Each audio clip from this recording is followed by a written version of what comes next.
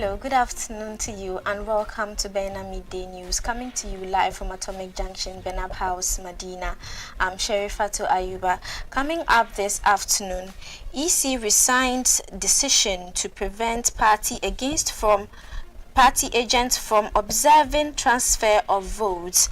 NHIS risk collapse if Finance Ministry doesn't release 2.4 billion Ghana cedis old scheme. Kidney Association urges government to consider dialysis support permanently. Details of the stories comes up shortly.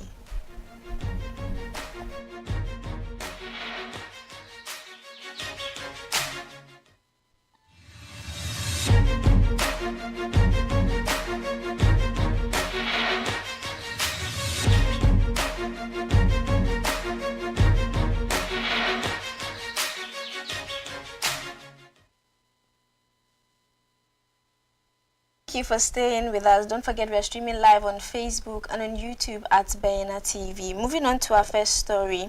Attorney General and Minister of Justice Godfred Yeboah Dame has broken his silence days after the opposition NDC released a supposed damning audio conversation between him and Richard Jakpa, the third accused in a controversial defective ambulance case. After his first appearance in court since the audio was aired, Mr. Dame said the Lord will see him through his travail. Speaking to the media, Godfred Yeboah Dame expressed confidence that he will overcome any traps set for him. He said even though his detractors have laid traps for him, he would flee from them, saying righteousness always prevails over evil, because the Lord does not delight in the pleasure of the wicked. The Attorney General has been accused of misconduct after his conversation with Mr. Jakpa came to light. The NDC released an audio recording which allegedly captures a conversation in which Godfred Dame is heard coaching the third accused, Richard Jakpa, on what to say in court, with instructions aimed at discrediting the minority leader, Dr. Kaisel Atuforsen. This development has prompted the NDC to question Mr. Dame's suitability as the leader of the Ghana Bar and his role as the Attorney General and Minister of Justice. The opposition NDC has subsequently called on President Nana Addo Dankwa Akufo-Addo to sack Mr. Dame if he fails to resign from his position.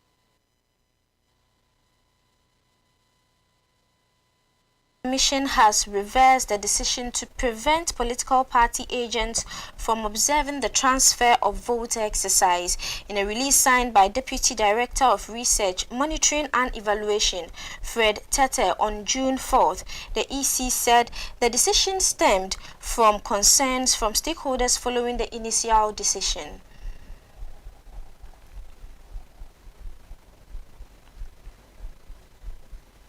According to the release, the decision followed internal discussions and considerations of the concerns made by some stakeholders. The Commission has therefore directed its officers at the districts to allow agents of political parties to observe the transfer of votes exercise, effective today, 5th June 2024. On Monday, June 3rd, the EC issued a directive to its regional directors instructing them to inform district directors that agents of political parties will not be allowed to observe the ongoing transfer of votes. The EC explained that this decision comes in response to several clashes that have occurred at its district offices. The Commission said it aims to prevent further disturbances and ensure a smooth vote transfer process. The EC emphasized that while party agents will not be permitted to observe the process, the Commission is still committed to transparency.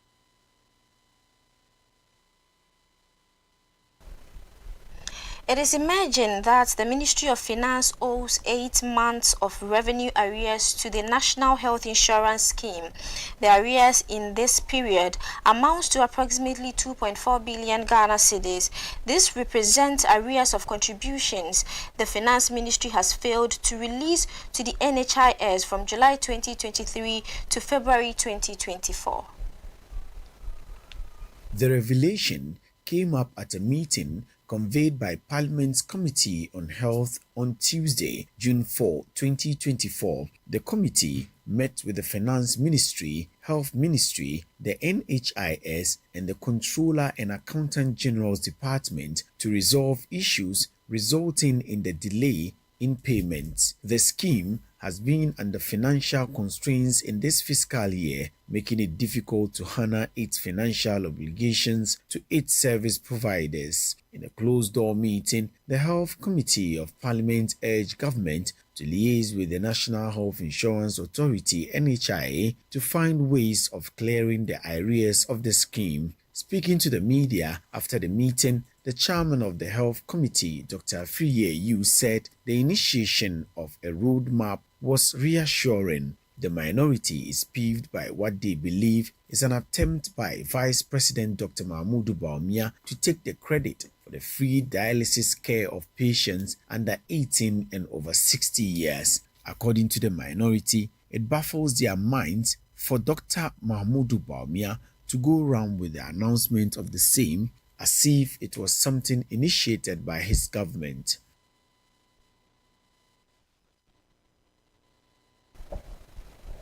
Moving on, the Ghana Kidney Association has commended the government's decision to provide free dialysis session to kidney patients under the National Health Insurance Scheme, but urged the government to make the support permanent. The National Health Insurance Authority recently announced that patients under 18 and over 60 years old will receive all 8 dialysis sessions per month for free, effective June 1st to December 2024. Patients between 19 and 59 years old will receive 2 free dialysis sessions per month. In a statement on Tuesday, the Ghana Kidney Association, while expressing appreciation, called on the government to extend the support to all patients categories and make it a permanent feature of the NHIS. The association also urged the government to pass the draft legislative framework for organ transplants into law, stating that it is the most cost-effective kidney replacement therapy. Meanwhile, the association has expressed concerns about prompt reimbursement for the service, citing previous delays in NHIA payments.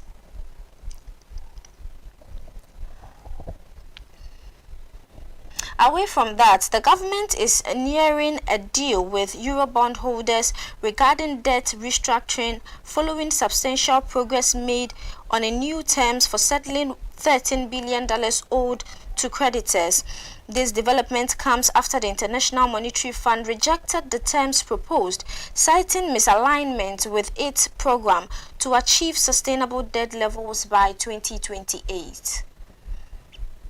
Finance Minister Dr. Mohamed Amin Adam disclosed these developments on the sidelines of the recently concluded annual general meeting of the African Development Bank in Nairobi, Kenya. According to him, Ghana is close to ending its negotiations with the Eurobond holders, adding that this year's figures already show a better outlook than what was projected. He attributed this to the increasing investment in agriculture and industrialization. He disclosed that the government is launching a new program, an SME Growth, an opportunity program that would mobilize resources to increase financing to SMEs. The gross international reserve position continued to demonstrate strength throughout the first 4 months of 2024, as reported by the Bank of Ghana. In April 2024, the stock of gross international reserves surged to $6.5 billion, equivalent to 3.0 months of import cover.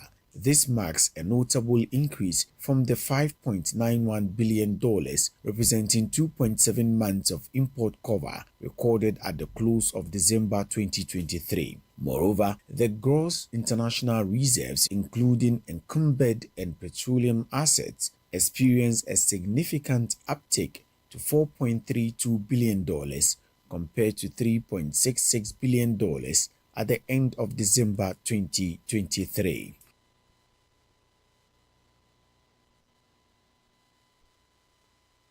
And on the international front, Africa's most populous country ground to a halt on Monday with electricity cut and major airports closed as Nigeria's largest labor unions began striking to demand a salary increase amid the worst cost of living crisis in decades.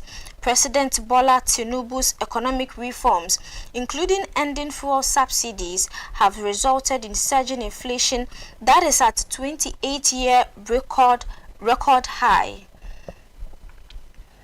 In this latest strike, workers shut down the national electricity grid and drove away operators of a key transmission station, the Transmission Company of Nigeria said, adding that other workers sent to restore power were blocked. Elsewhere, government workers either failed to show up or shut down entrances to offices, including airports in the capital of Abuja and the economic hub of Lagos. The unions want the current minimum monthly wage of 30,000 naira to be increased to nearly 500,000 naira. The government offers 60,000 naira.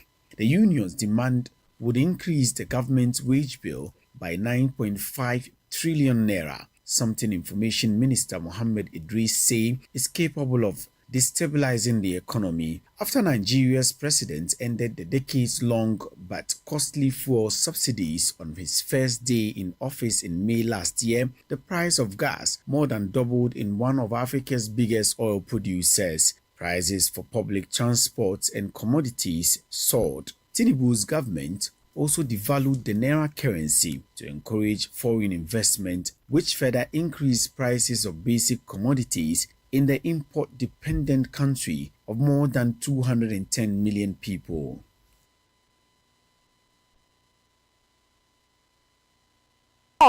The Young Apostles will play in the 2024-2025 Ghana Premier League season after beating Techiman Heroes to clinch the last promotion slot.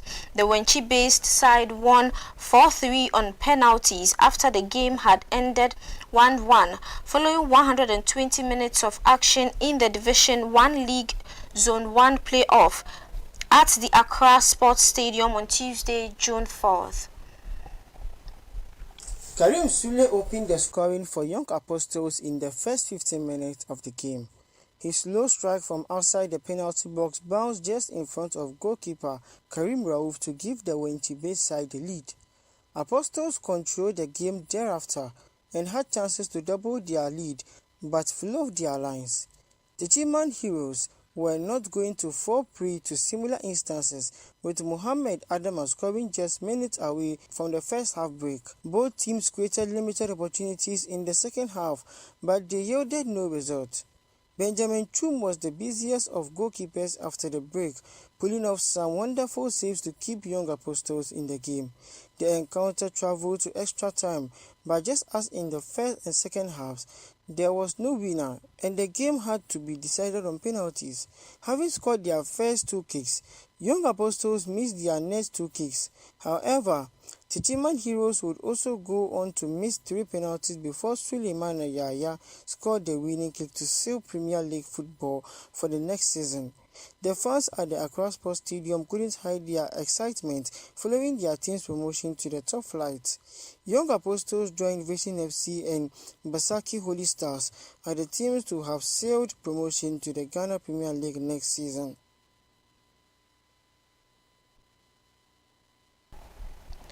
And that is how we bring the bulletin to an end. Log on to our website www.benamultimedia.com for more news. My name is Sherifatu Ayuba. Enjoy the rest of our programs.